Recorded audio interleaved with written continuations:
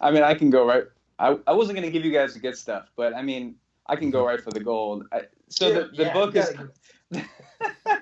the book is called Topless in Tokyo, and everybody wonders what the title is, and it scares people. Like, don't Google Topless in Tokyo because you'll find a whole bunch of questionable stuff. Google Topless in Tokyo, Bill Muter, and it'll steer you right down the right direction. But okay, so I'll try to give you the Cliff Notes version. Mm-hmm. My first tour, I would say my first like professional gig that I did, I got hired to play in this Broadway show in Japan, and for that show we did like a couple weeks of rehearsal, 4 weeks of rehearsal in Indiana, and then I had a couple days lay off at home, and then I was to fly out to tech rehearsal in Tokyo for like 4 weeks. So the night before, I'm like, I'm gonna go stay at my sister's house. She lives real close to the airport. You know, she could drive me. I had like a really early flight. And that night, I get to my sister. She's like, "Hey, let's go out in Fort Lauderdale. Let's go party a little bit. You know, my girlfriends are having a get together. You want to join?" I'm like, "Yeah, you know, whatever. You know, but I don't want to stay out late. Like, I got an early flight. You know, it's my first. This is my first thing. You know, I got to be ready. So that's fine. That's fine. So I get there, and it turns out it's actually like a going away party for me. And everybody's like, "Yo, Bill, Oh you're wow. going to Japan. You got this gig. You know, it's gonna be dope." And it was like it was just crazy. I'll spare you guys some of the details. I'll leave it in the book, but um, we ended up getting like a police escort back to her house that night, and I was like, I probably got in like 3 in the morning, and then I had to leave at 4 to go to the airport. So I got like 30 minutes of sleep, which was just enough to like turn the line from like I drank way too much to like now I'm hungover and I still feel like I drank too much, and I'm Uh-huh. still like I'm in like both phases, Yeah. and neither of them were like a blissful phase at that point. So I don't remember going through the airport. I don't remember going through security, and then I get on the plane, and a couple of the people in the cast were on the plane with me and looking at me like, "Dude, you're a hot mess. Like, what are you gonna do?" I'm like, "I'll be fine, man. I got some Dunkin' Donuts. I'm gonna eat some sugary donuts and a coffee culotta, and Mm-hmm. I will be good." Anyways, the plane goes to taxi, and I feel my whole world like just drifting away from me. So I hit the stewardess button, and that's the last thing I remember. I woke up on a stretcher in the terminal of Fort Lauderdale International Airport, like paddles waking me back up to life. I died on the plane. They got oxygen. Like, they literally closed off the entire wing of the airport. They got all the paramedics there. Everybody's watching the pilot standing out there and like reviving me, bringing me back to life. I guess I was really severe alcohol poison. I mean, this is my mind you, this is my like early 20s. I made some bad decisions at that point, and I had overdone it, and I woke up, and so I that flight. It's hard to tell this story fast. So I essentially died in a plane, for lack of better words. Where the topless part comes in, the pilot actually let me back on the flight. Turns out if you tell him that you're afraid of flying and that's why you actually passed out, he's like very warm and welcoming. But I got on the flight and everybody on there was like giving me the stank eye, like this guy. You know, they're all on their phone, Uh-huh. like this guy was just da da da da da. And we flew to LAX, and that was probably like the longest flight of my life, just because I was just such in a bad state. Anyways, we missed when our flight landed. We missed our flight to Japan, and I had to get grounded overnight. And we stayed in a hotel. That day, first day we were supposed to be in Japan. We were supposed to have this TV shoot for Fuji TV, this big thing, and I missed it.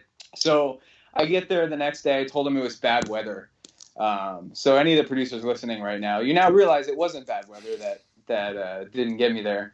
But anyways, we got to Japan. We had our opening night party, and this production company, like, they're huge. Like, they're the people that produced the Beatles' first tour of Japan. They produced Michael Jackson in Japan. Oh So wow. like the amount of pull they have to put on a party is ridiculous. So when we got there, it was just like full on party the first night, and then I was like, boom, I'm in it. Like I got my gig, like I made it, and I was Mm-hmm. just like going hard again. And so we went out to Roppongi in Tokyo, which is like kind of like the red light district. And we went out, and in this group we were in, we would get free drinks anywhere we go. There's this famous bar, the Lex, and we would go and drink for free. So we go to the place next door, like get a free drink. And we get to this last place, and this woman's like, hey man, well, she didn't say it like that. She's like, hey, free whiskey drink, free whiskey drink, come on up. So we go in, and she's got like this red dress on, very like kind of odd, like just strange. She was like fully dressed up, asking, if we want a free whiskey drink. So I was like, yeah, let's go get a free drink. But we're going up.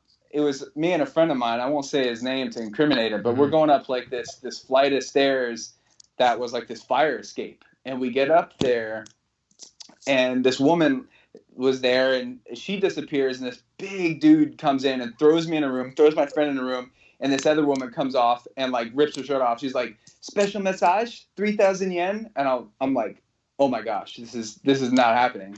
I'm not about to do it. Like, this is all crazy. This is my first night in Japan. I'm not going to do this, but, and I'm like, is this what happens here? Is this what people really do when they come? And I'm like this, as they call gaijin, like this stupid foreigner. Uh-huh. I'm like, no, I'm not going to do this. So my friend runs downstairs. He's like, hey man, let's get out of here. But I won't judge you if you stay. It's cool. Like, if you want to stay, it's fine.